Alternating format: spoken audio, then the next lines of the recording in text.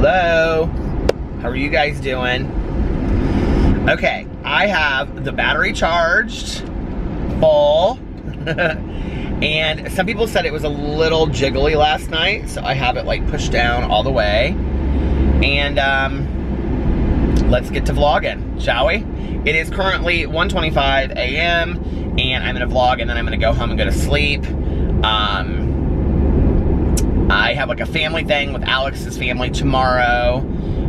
His cousin is visiting from San Francisco and his uncle is in town. And so yeah, so they're doing this whole huge family thing tomorrow and I have to get up kind of early because I want to get my videos done in the morning and then be able to just be waiting, because like we're kind of waiting for the call for them when they all get there, and then when they get there we'll be ready to go over there, I guess. Alex is like, it'll be like 2:30 or 3, and I was like, okay. So, today was a good day. I have not felt great today. I just have felt kind of like my head hurt, and I just physically did not feel really great today. I don't really even, other than my head hurting, I don't even know that I can really kind of explain the symptoms, because I just didn't feel well. You ever just have those days where you just physically don't feel well? And I got up this morning and took the dogs out, and then I went to go lay back in bed for like an hour, and I ended up sleeping for like another 2.5 hours. I stayed up way too late last night watching Wild Wild Country on, what's it called? On Netflix, and it's really a good documentary if you guys haven't seen it. It's interesting to me because I don't know where it goes. I was talking to my counselor about it, and he had seen it and he goes, oh my God, it gets so strange. But like, I'm only like halfway through, and it's interesting because if you guys haven't seen it, it's about this guy, and he's from India, and he is like, leads this masses, this group of people. I can't pronounce any of the names in the video or in the movie or documentary. But a lot of like what he preaches about, like, as strange as this is gonna sound, I think this is like why cult mentality, and they say they're not a cult in there, and there's a lot of people that were part of it that are speaking about it now, so I don't know what their participation was at the end or what happened, and I don't really know anything about the story, so I don't know the direction that it goes in. I just know that like it's an issue of national security and some things like that, and they like violated the law in like all these different ways, like 1,000 different ways or something, so I don't really know much more about it than that, but it's very interesting. But the thing that's really scary about it is that a lot of what they talk about in the documentary, like especially the first 2 episodes, like I could completely get behind. Like they're all about starting this whole communal living kind of situation where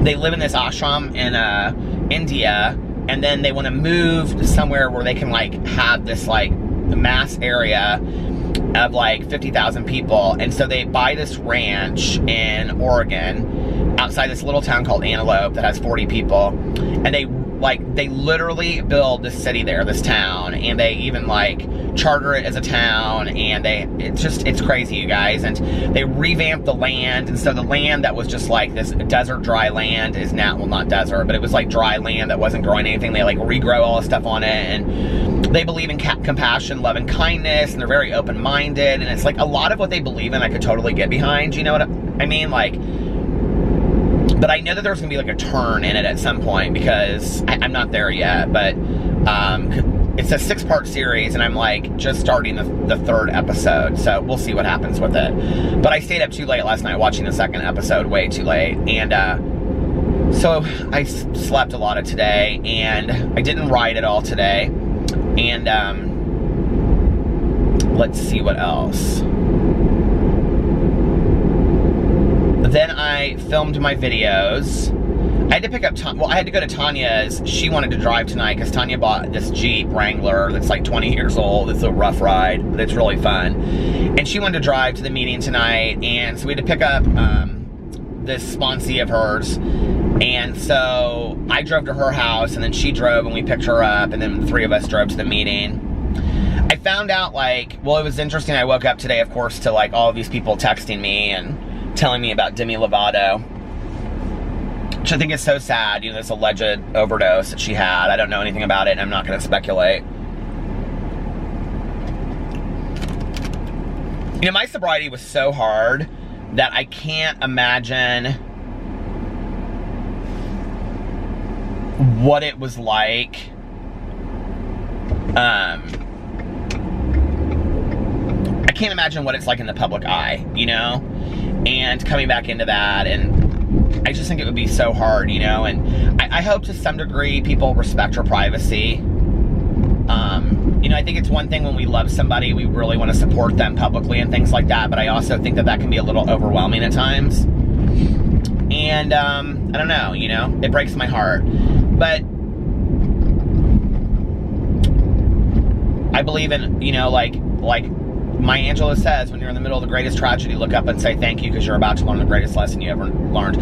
You know, if she makes it through this, I will tell you that I have had many friends of mine in my life. I'm going to turn this. It's like, I don't think it's used to being stuck on this thing yet.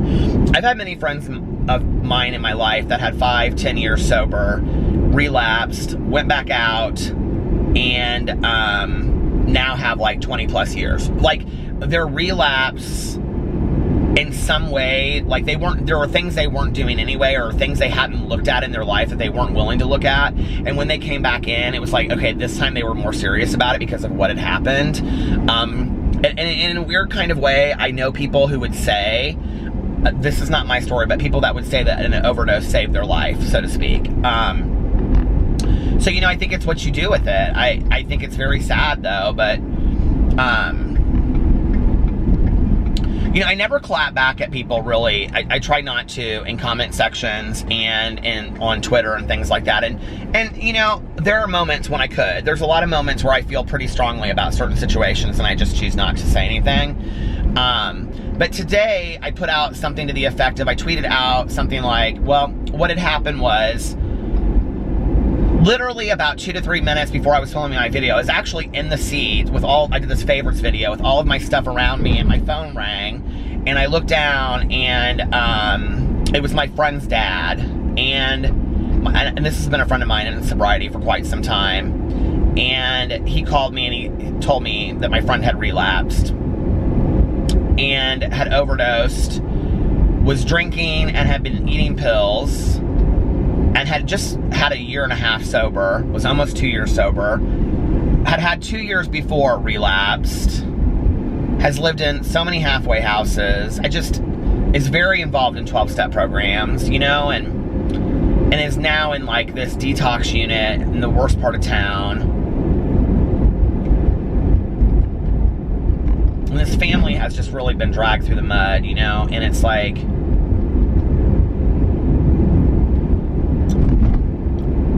so I tweeted out, I said, because I had said that my videos are coming, but I had some personal stuff going on today, because I was talking to some other people about that, and it just,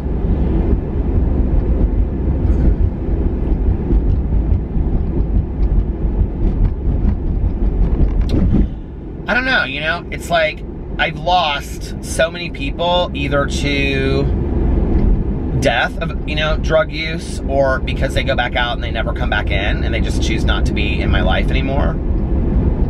Like, I don't hear from them anymore. Even when I call them, they don't return my calls. And somebody asked me recently, they said, would you be friends with somebody that had been in a 12-step program and went back out? Okay, so it's an interesting question. I would be friends, like if I had never met you before and you said, well, I used to be in this 12-step program, but I don't go to meetings anymore, I'm not, yeah, absolutely I would.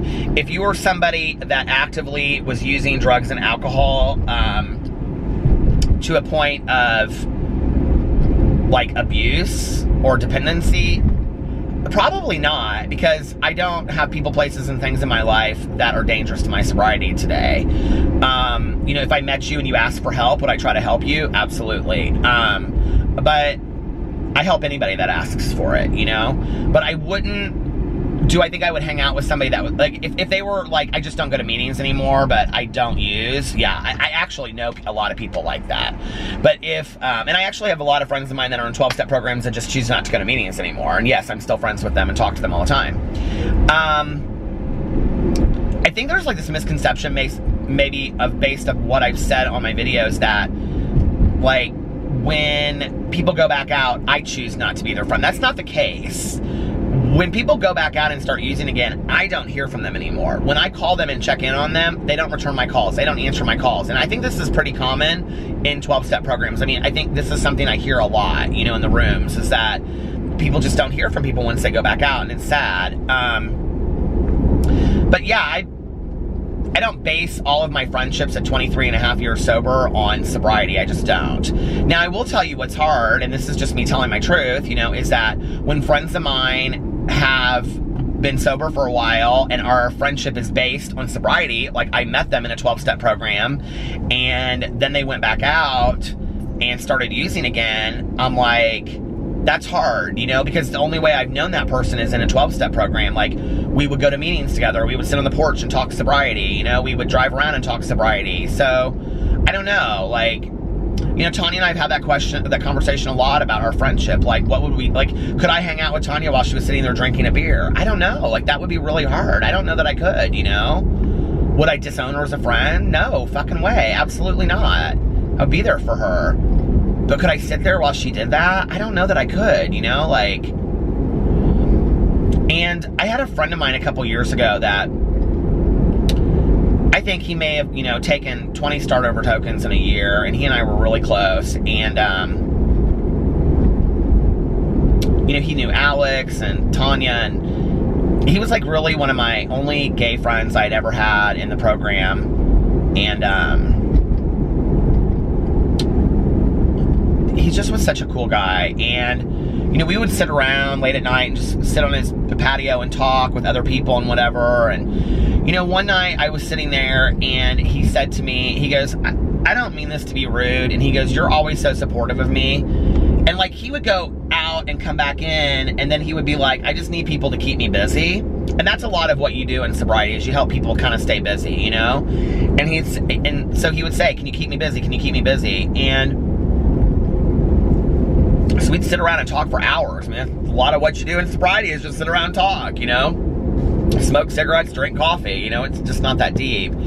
And this one night he looked at me and he goes, I don't mean to be rude, he said, but I need to be honest with you. And he said, every night after you leave, I smoke pot. And he goes, I'm kind of ready to smoke, so could you leave? And I just was like, I looked at him and I said, so every night that I've come over here for the last, and he looked at me and he goes, 2 months. And I go, okay, so for the last 2 months that we've gone and gotten Waffle House and come back over here, and you've smoked pot every night after I left? And he's like, yeah, I'm not really sure I want to be sober. But see, that doesn't have anything to do with me, right?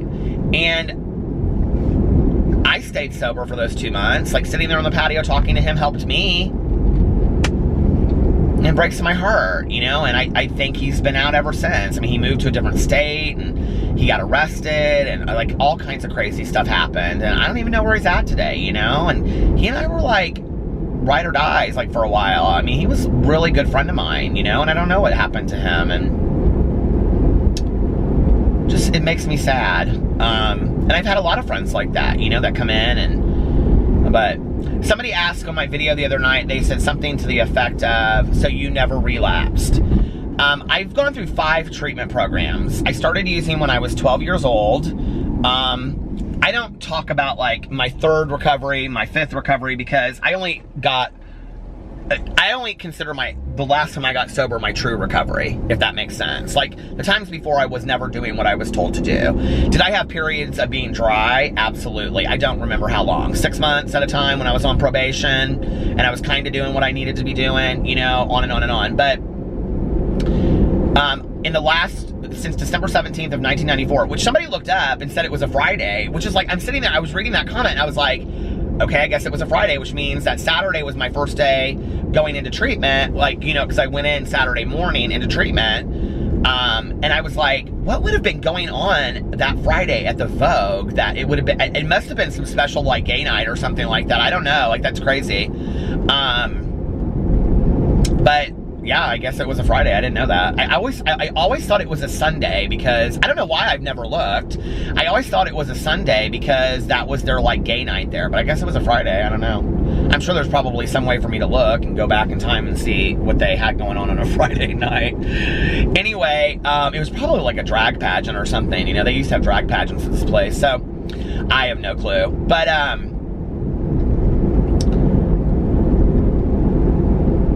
it was weird. I started like thinking back on like that day and that night and remembering that day. And so like just that one little comment that like somebody said, which thank you for that. I have always wanted to know. I don't know why, I forget so easily, you know, like when I say something, I forget like when I get home to like look it up. But anyway, it got me kind of thinking about back then, and I need to remember where I came from, you know? Like I need to remember those early days. And but yeah, no, I have not picked up once since I got sober on December 17th of 1994. I've never drank. I have never used a drug. I've never smoked anything since that day. I mean, I smoked cigarettes, but other than caffeine and nicotine, I haven't used anything. And I'm kind of a Puritan. I don't take over-the-counter stuff either. Like, I'm one of those old school, you know, people. I don't. Tanya's the exact same way. We just don't. You know, Aleve is because my neurologist recommends me to take Aleve for my migraines associated with my seizure disorder. That's the only thing that I take. But other than Aleve, I don't take anything. Yeah. And somebody also asked in there, and I thought this was interesting. They said something to me about, well, it was kind of the same person that was kind of gunning for me, trying to say that they basically didn't believe my story, which I don't, you know, I want people to understand this. This is really important. My sobriety and my recovery is mine. I don't really care if people believe me or don't believe me about it. I don't know if that makes any sense. Here, I'm going to alter this camera just a second, okay, you guys, so I can like, so it quits moving. Okay. Is that better? I don't really care if people believe me or don't believe me. Like, if somebody, like, wants to question my sobriety or the truth of my story, I don't really give a shit. It's my story. You know what I mean? Like, it's my sobriety, and if somebody doesn't want to believe it, don't believe it. I don't really care. The reason I choose to share my story is in hopes that maybe somebody out there might hear something that they relate to, like I did, and that maybe they'll say, hey, you know what? If Peter can do it, then I can too. Or if Peter can do it, maybe my son can. Or if Peter can do it, you know, Peter's mom got sober, and maybe my mom or dad can get sober. That's why I tell my story. I don't tell my story to get picked apart and all that kind of stuff, and I don't get offended by it. So, you know, that's why, like, when people say things about I mean, I know my sobriety, I know who I am, and so, like, that doesn't bother me. Just want to make that clear. But somebody did ask, but the same person did say something about, well, if you didn't, okay, they asked about, you said you test positive for everything across the board. Did you also test positive for, and even though they were kind of gunning for me, I actually thought these were some kind of good questions, so I was like, I'm going to answer them. Did you also test positive for inhalants and methamphetamine? Well, at the time that I got sober, you could not have tested in a drug screen for inhalants. You can today. You can test in hair for anything. You can test in blood for inhalants. And in fact, today, you can test in blood and it will tell you what the person was inhaling. So if it was like gasoline, if it was like nitrous, it will tell you, you know, computer duster, it'll tell you what the person tested for. And, just because this person kind of was trying to act like I don't know what I'm talking about. I actually, when I worked in treatment, we had a past patient of ours that passed away from sudden sniffing death syndrome. He was huffing computer duster. His father wrote a book. I used to tour schools and conventions and speak with them. I know about everything that you can possibly know about inhalant abuse and sudden sniffing death syndrome. So, no, I did not test positive for inhalants. I wasn't inhaling anything at that time. Had I inhaled things? Yes. Nitrous before. I've used poppers in the past before I got sober. If you don't know what poppers are, look them up. It's like a sexual aid for gay men. Well, I guess for anybody, but mostly gay men, I think, use them. They're kind of from the 70s, but I think a lot of people, I see a lot of, like, pictures on people use them now and stuff like that. I don't know. Anyway. We don't. And crystal methamphetamine, I never used. I think I snorted it maybe one time. I used cocaine, and but I did test positive for stimulants, and I don't know why. I was eating so many pills. I would have eaten whatever anybody gave me. So I don't know what I used that tested positive for a stimulant, but I did test positive for stimulants.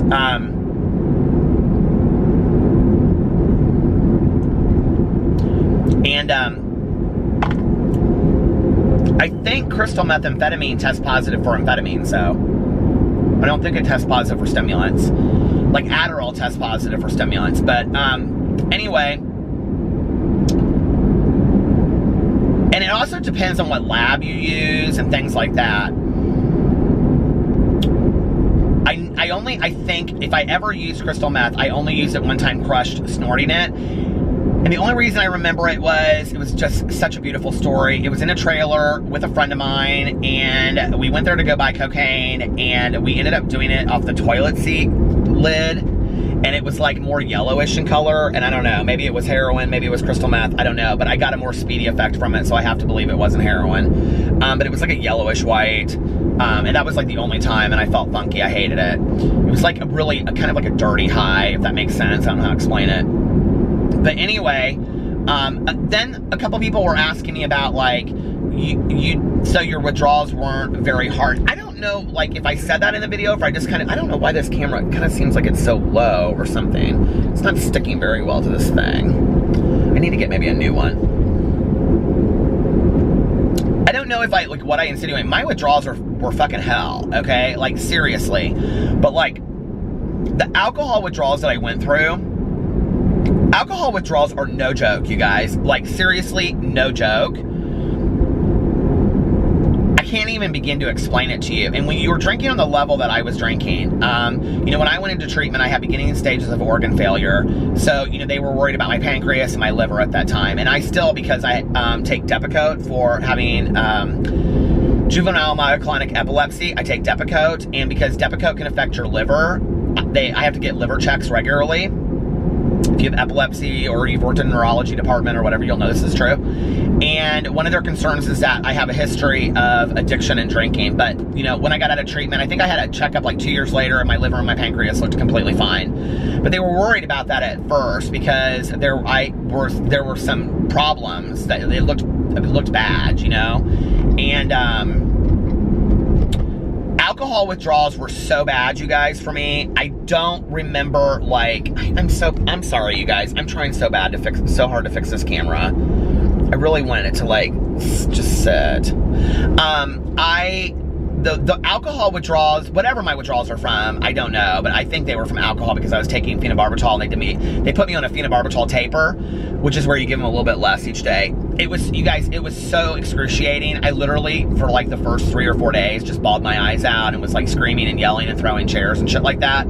So, I don't know. I mean, it could have been from that. It could have been somebody, you know, it could have been, so many people said different things in the comment section below. So, I don't know. All I know is it was hell, and I don't want to go through it again. But I will tell you this.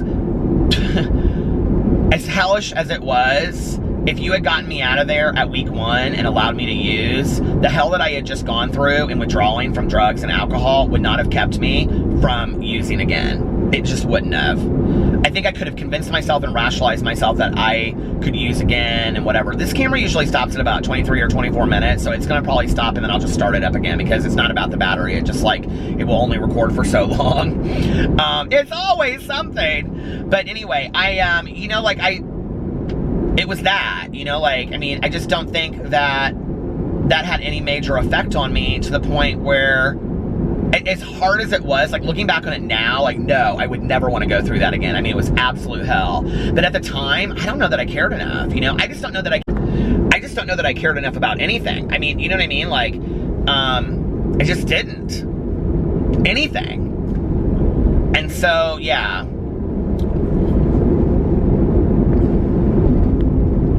I got off on a long tangent on that, didn't I? Went to my meeting tonight with Tanya. We had a great meeting. Talked about carrying the message and talked about spiritual awakenings.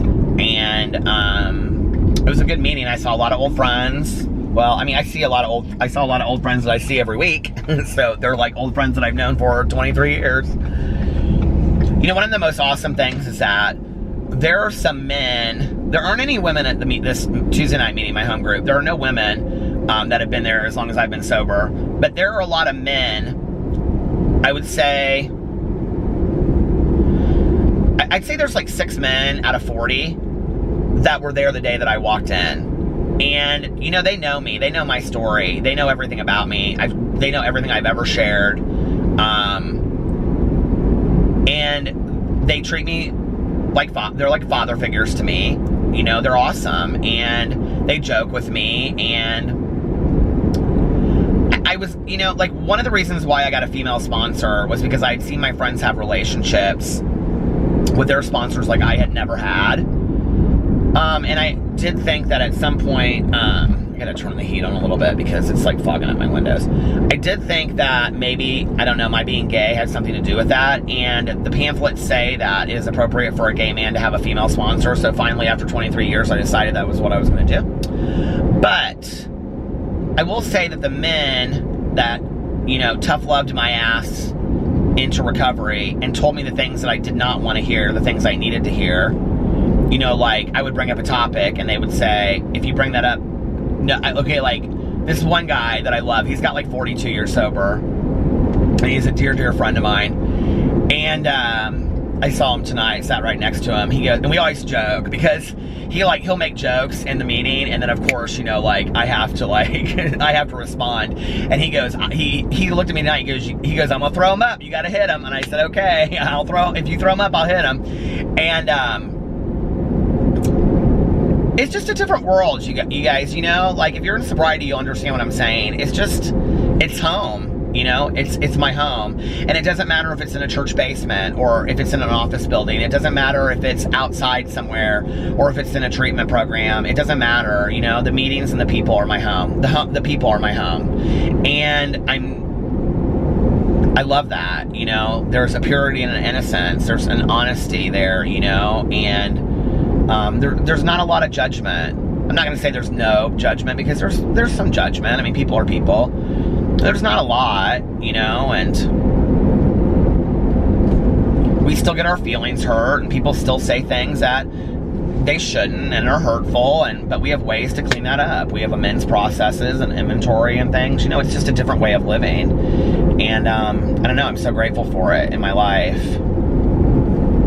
And it was interesting because somebody commented about how many times I said on my vlog, and I have said it tonight like 1,000 times.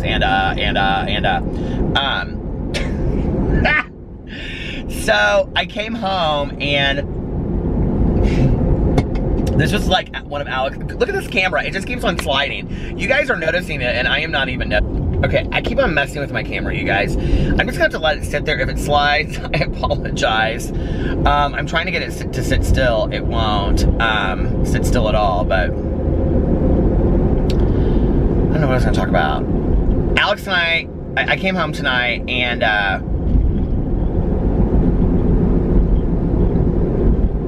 what was I gonna talk about? Alex and I were sitting there. I don't even know what I was going to talk about now. We got laughing about it. So I was going to tell you guys something funny that happened that we talked about, but now, do you guys just totally, I hate that word brain fart, but that's totally what I had.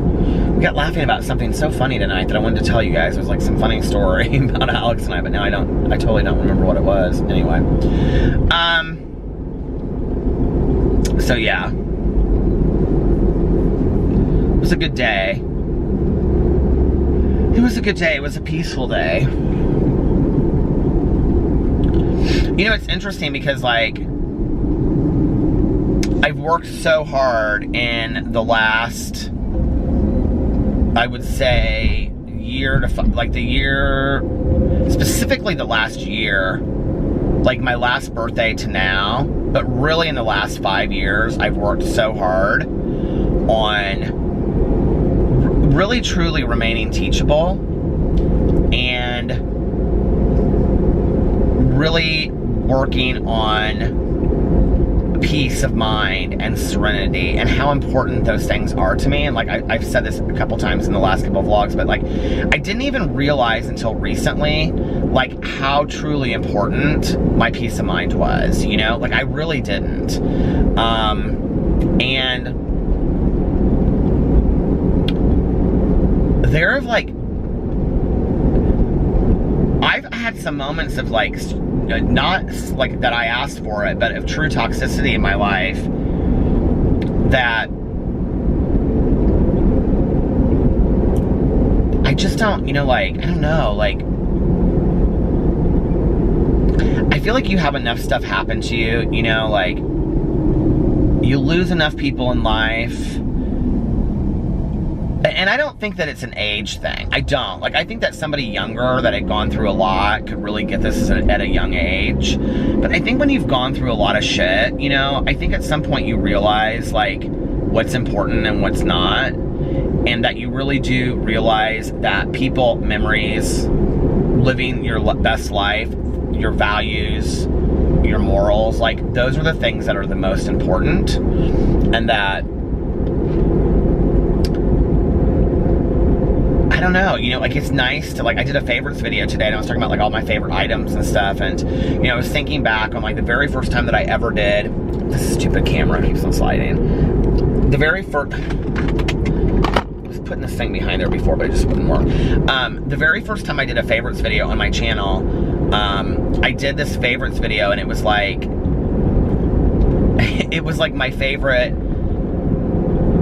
you know, like, it was like 10 things that are my favorites, and it was like waking up in the middle of the night and knowing that you still have like 5 hours to sleep, or, you know, waking up from a dream and then falling back asleep, like a really great dream, and then falling back asleep and you go like right back into that dream again, you know, or like, I just, you know, it was like random things that were my favorites in life, you know, and I really believe that those are the things that are the most important. Like, I really, really do, you know, like, it's not about the big picture stuff, you know?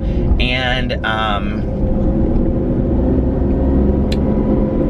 I think that's so important. And I think a lot of times, like, I even get out of that. You know, I like nice things, don't get me wrong. Like, my husband and I are going to Vegas, and I'm very excited about this trip, and we're gonna do it big, you know? And we haven't, you know, like, been to Vegas since he's been a couple times, but I haven't been since we got married. And,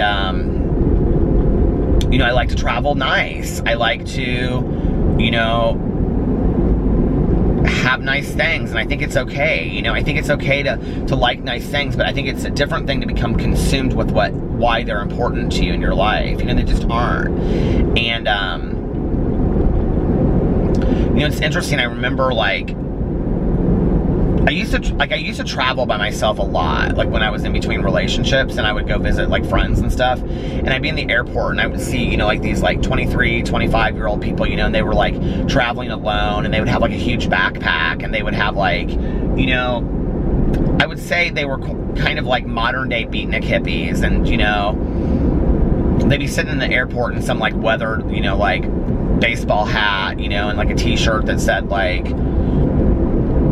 I don't know, you know, like Greece or something on it, and then you could tell they were just traveling somewhere cool, or at least they looked that way. Maybe they just were pulling it off, who knows. You know, and there was a piece of me that was very jealous of that, you know, of just that free spirit mentality of just going wherever. And, you know, I've always defined myself a little bit as more of an armchair traveler. And, you know, for a long time when Alex and I first got together, we just didn't travel a whole lot. We just didn't, you know, and then we started going places, and we didn't have a lot of money when we first got together. So we started saving our money and going places. And, you know, just in the last couple years where we've like been able to financially afford taking some nicer trips, have we done that? And, you know, or longer trips, extended trips, which is something that I love. And, that's only been in the last couple years that we've been able to do that, you know, and you know, I was thinking the other day, like, Alex and I always talk about how much we love Miami and all this kind of stuff. The reality is that, you know, Alex has very serious work stuff that he has to do with, like, meetings and stuff. But if he didn't right now, like, we honestly could go and, you know, go for 2 weeks to Miami and come back. It's like, all this stuff that I do, I can kind of, like, schedule around that. So, I don't know, you know, it's like,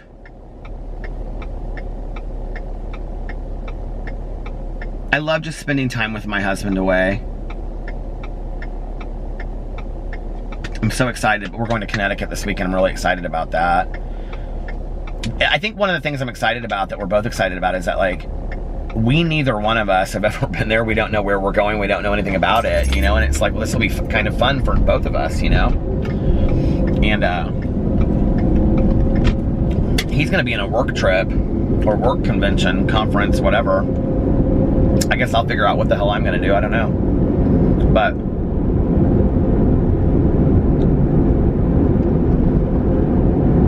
I think I'm just gonna read, like I said last night, I think I'm just gonna read and watch some movies. I downloaded some movies and I downloaded like 8 movies. And just relax, you know? I need to look on iTunes and see what new movies came out. Because I think movies come out on Tuesdays. I'm positive movies come out on Tuesdays. Because my friend and I used to always look up all of the scary movies that came out on Tuesdays, and we would pick one and watch. Do you remember I just told that story on here not too long ago? But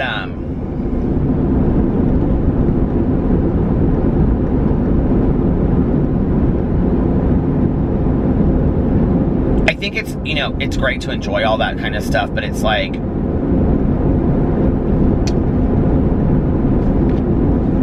know, I was like sitting, like, we're like standing outside talking to people after the meeting tonight, and it was like such a beautiful night, and I just was in such a great mood, you know, and I'm surrounded by people that I love, and, you know, Tanya and I are sitting there laughing, and she's telling a story to, you know, a bunch of people, and we're just sitting there laughing. I'm like, it's like these kind of moments, you know, it's like, these are like moments that you can't replace, like, you know what I mean?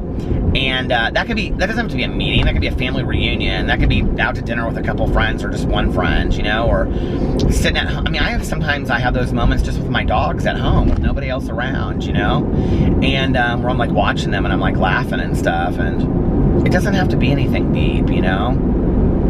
And in fact, I think that sometimes the most important moments are kind of in the recesses, you know, of the smaller things. There's a street up here that my mom's best friend lived on. She still lives on it, I think.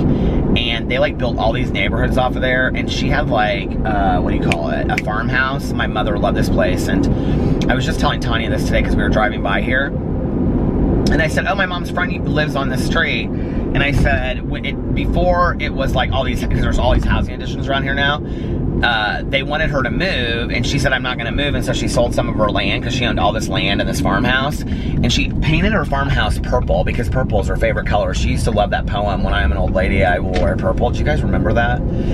And, so she lives on the street somewhere. I've never driven down the street to see where she lives. My mom used to, she spent all of her time here. All of her time here. And she'd say, oh my God, when you go and you see her farmhouse, she was like, you walk inside, and her friend was from Bedford, Indiana, which is like a small town by Bloomington. And she said, when you walk in her house, she said it's at the very end of the street. And these are like huge houses. Oh, there's a little farmhouse. I wonder if that's it. This road is small. She said, that's not a farmhouse, that's huge. That's huge. God, there's some huge houses on the street. She said, when you walk inside her house, it's like you walked back into like the 50s. Because my mom's friend was like obsessed with like antique shopping and things. And she even wrote her own cookbook with all these recipes that her grandmother had given her when she was younger. And she had grown up making these things. And so my mom said, you know, you walk inside the house, and it's like she had all these flowers, you know, like dead flowers, like dried flowers, like hanging in the kitchen and stuff. I think this might be where it is right here. Is this it? I bet that's it, because she said it's on the corner, like right when you turn. And this is a farm. Yep, I bet this is it. Because it's a farm, an actual farm. I'm gonna have to turn around and see if that's it.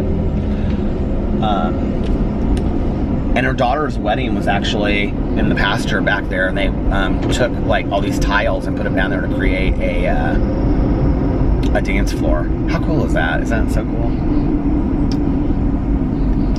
My mom and her would go out there. She would go out there. My mom would sit with her. That's got to be it, because it ends. The street ends right here. It's like teas. She would go out there, and like they would.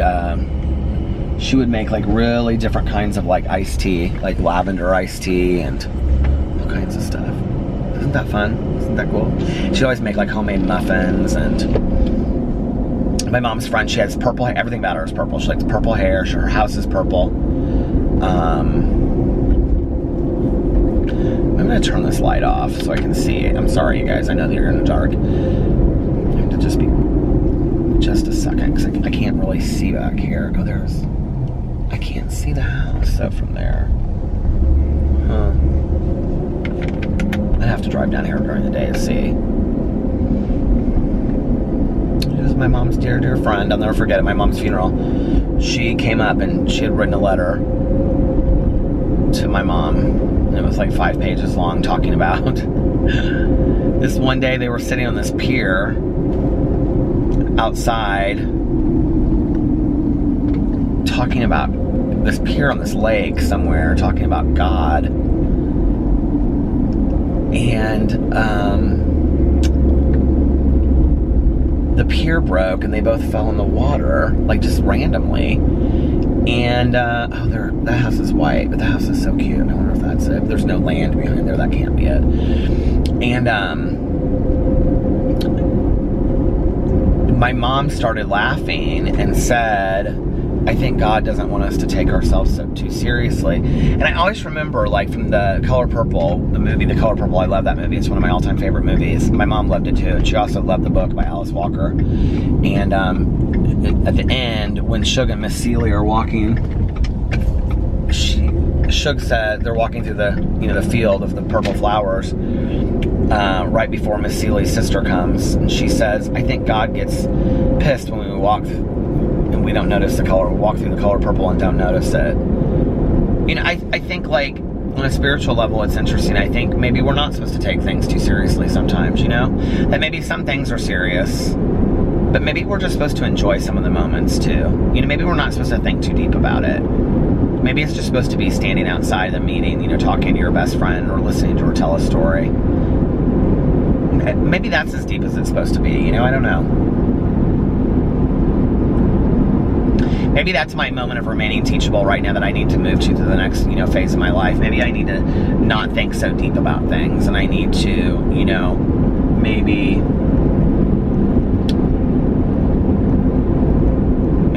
not be so introspective, but maybe be more of the world, I think. I mean, don't get me wrong, I think it's good to be introspective, and I think it's good too, but I think, you ever met somebody that's, like, seems very, very simple? I don't mean, like, in a bad way. I mean, like, they just seem very, like, simple. Like, they don't ramble on and on and on like me in a 50-minute vlog. But they're just simple, you know what I mean? Like, life is simple for them. But they're also, like, some of the wisest people you've ever met. Like, when you're going through something and you ask them for advice, they literally say, like, one sentence and you're, like, blown away. You're like, oh my gosh. You know what I mean? Like, I remember, my old sponsor is kind of like this, and I love this guy so much. And I remember this one time, I was going to a lot of meetings at this one, like, clubhouse, and there were a lot of people there that, like, were alcoholics, but they were smoking pot, and they were basically on what is jokingly called the marijuana maintenance program, right?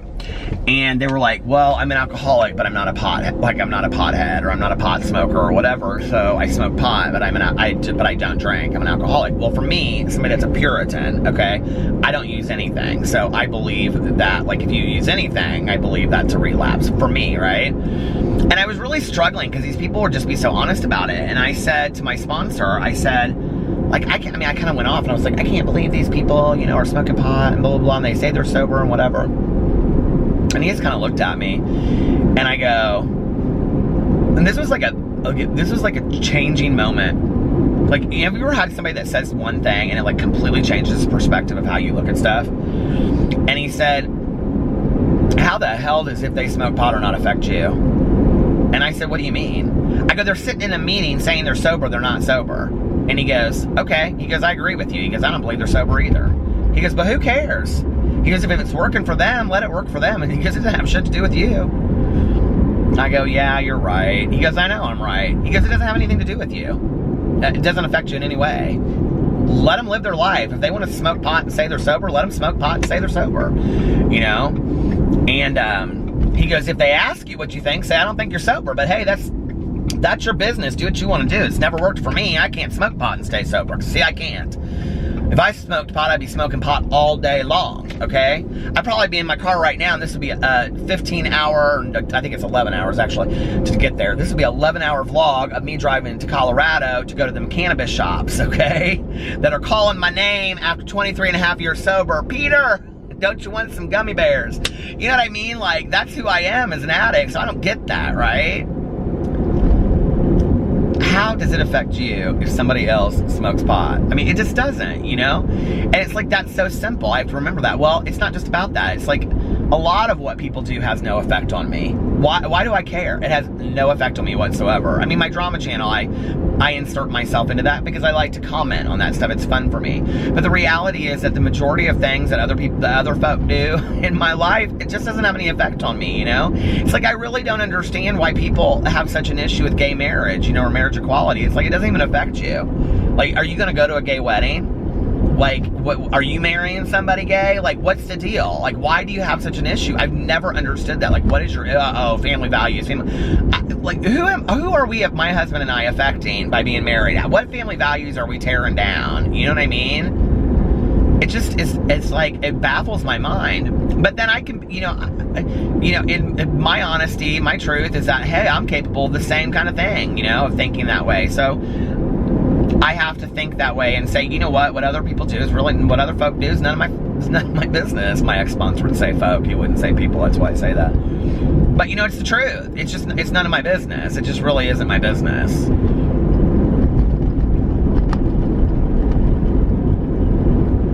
Or he'd say, you know, about other stuff, well, make it your business and get real, you know, bent out of shape about it and get real upset about it. And then, you know, call me in 6 months and let me know, you know.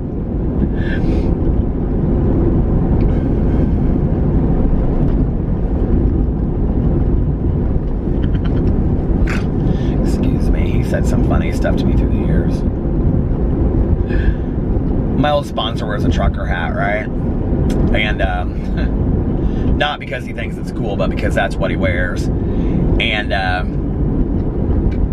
he's so funny. And he said, he shares his story, and he's like,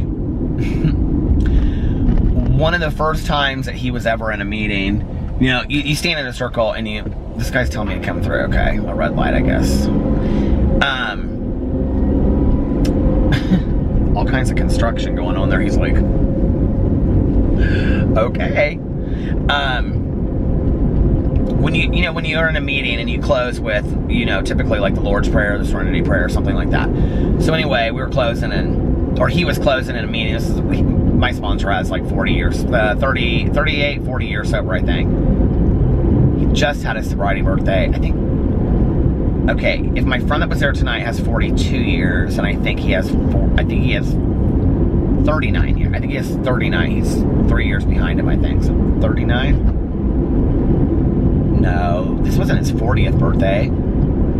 Because I would have known that. No, it was. So 39 or 41. But anyway, can you imagine? 40 plus years of sobriety. I charged that damn battery, and it is almost dead. So I'm going to wrap this up here real quick. But he said he was in a meeting and they were closing, and he had his trucker hat on, and this guy reached over and took his hat and threw it on the ground and said, that's disrespectful to God. And my old sponsor, picked up his hat and put it on his head and says, my God wears a hat.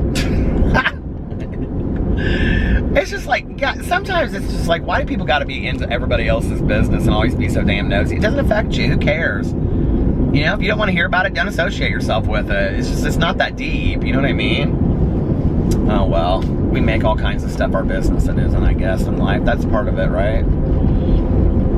And some of it's kind of fun to gossip about and talk about it. I get it. We all do it, right? We're none of us perfect. I mean, I'm perfect. No. Anyway. Second night in a row that it did that. Anyway, I am far from perfect. But I'm remaining teachable, and I'm working on myself on a daily basis. So, I love you guys. I hope you're having a wonderful week, and I will see you tomorrow. Bye.